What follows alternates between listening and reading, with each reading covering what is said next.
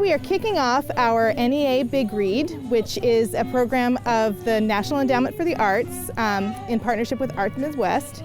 We are doing a drive-through fiesta where anyone from the community can come and pick up a box with a free copy of the book and program materials, some art projects, and then enjoy some mariachi music while they're here.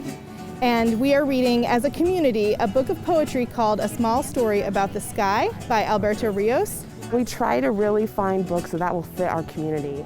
And since this book covers, family, traditions, immigration, it's by the first Arizona State Laureate about Alberto Rios, and he talks about the Southwest. And we just thought it would be a great book that our community would really relate to.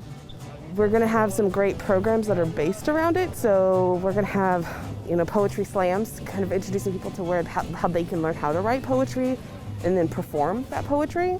We're going to have some programs about the Southwest, like how to garden with less water, or a terrarium workshops. So it's a little bit of everything that I'm hoping somebody gets something out of it. I'm really excited about the mariachi bands. We have 2 local schools performing. We have the Grand Prairie Fine Arts School, and we are having Travis Middle School, which is a middle school here in Irving, performing their mariachi music. The reasoning behind reading a book together is to bring the community together. We have so many shared experiences, but especially in today's time, during the pandemic, we feel more and more disconnected from each other.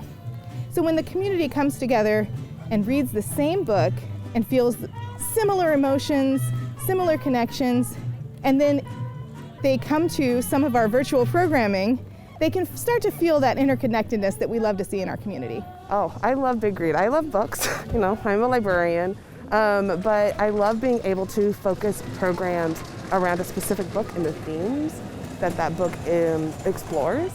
And I love Alberto Rios' poetry. It's beautiful.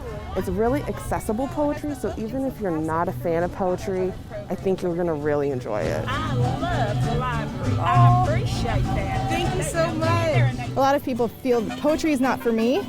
Poetry is for someone with an English degree. But I feel that poetry is universal. And the more that you experience poetry, the more that you experience the world in different ways. So I'm hoping that this can really help open up the eyes of our community and help us learn to see the world in a different light.